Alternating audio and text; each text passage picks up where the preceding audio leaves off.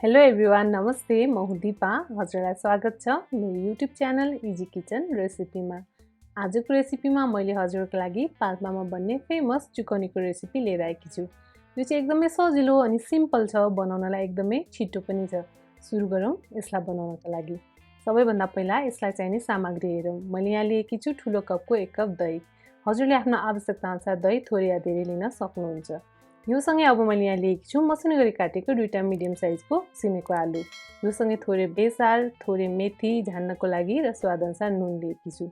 यो सँगसँगै मैले यहाँ मसिनो गरी काटेको प्याज लिएकी छु, 2टा हरियो खुर्सानी, त्यसैगरी मसिनो गरी काटेको हरियो धनिया। पिरो हजुरले आफ्नो स्वादअनुसार राख्नुहोला। त्यसैगरी हामीलाई चाहिन्छ तोरीको तेल। अब यसलाई बनाउन सुरु गरौँ। मैले एउटा ठुलो बाटा लिए र त्यसमा दहीलाई राखिदिए। दही राखिसकेपछि अब यसलाई राम्रोसँग फिट्ने। यदि हजुरले लिनुभएको दही धेरै बाक्लो छैन भने यसमा पानी नराख्दा पनि हुन्छ। मैले लिएको दही चाहिँ मलाई हल्का बाक्लो लाग्यो, त्यसैले यसमा म थोरै मात्रामा पानी राख्दैछु। पछि यसमा हामीले आलु पनि मिसाउने हुँदा यो अझ बाक्लो भएर जान्छ, त्यसैले यसमा थोरै पानी राखेँ र यसलाई फेरि एकचोटि राम्रोसँग मिक्स गरेर फिटिदिएँ।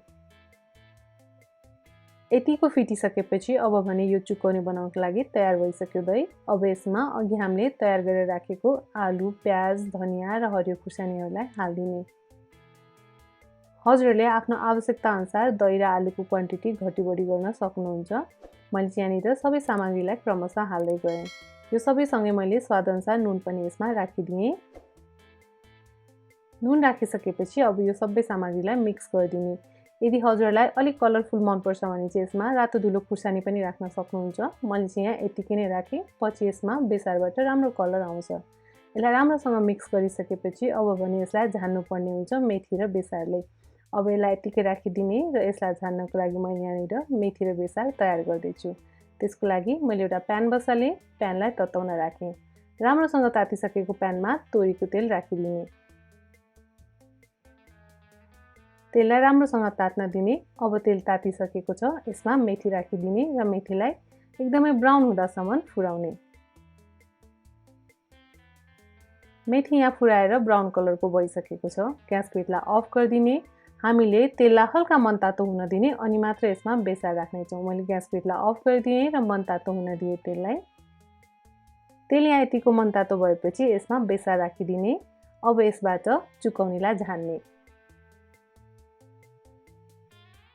यसरी चुकौनीलाई झानिसकेपछि अब यो सबै सामग्रीलाई राम्रोसँग चलाएर मिक्स गरिदिने।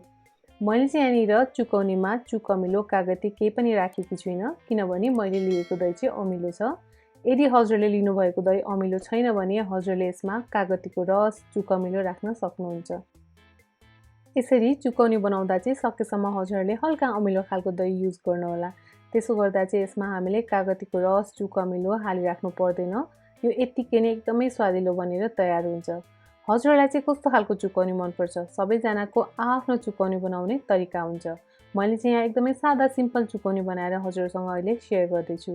योभन्दा अगाडिको भिडियोमा पनि मैले चुकौनीको रेसिपी बनाइसकेकी छु। त्यसमा चाहिँ मैले अलिक धेरै मसलाहरू राखेर बनाएकी छु। यदि हजुरलाई अलि मसालेदार चुकौनी मनपर्छ भने चाहिँ हजुरलाई म त्यसको लिङ्क डिस्क्रिप्सन बक्समा राखिदिनेछु। हजुरले त्यहाँ गएर चुकौनीको भिडियो सजिलैसँग हेर्न सक्नुहुनेछ र बनाएर खान सक्नुहुनेछ। हजुरलाई आजको भिडियो कस्तो लाग्यो? मन परेमा यो भिडियोलाई लाइक गरिदिनु होला, आफ्नो साथीभाइहरूसँग सेयर गरिदिनु होला र यस्तै छिटो मिठो नयाँ नौलो रेसिपीको लागि इजी किचन रेसिपीलाई सब्सक्राइब गर्न भने नबिर्सनु होला। हजुरको दिन शुभ बितोस्। Thank you.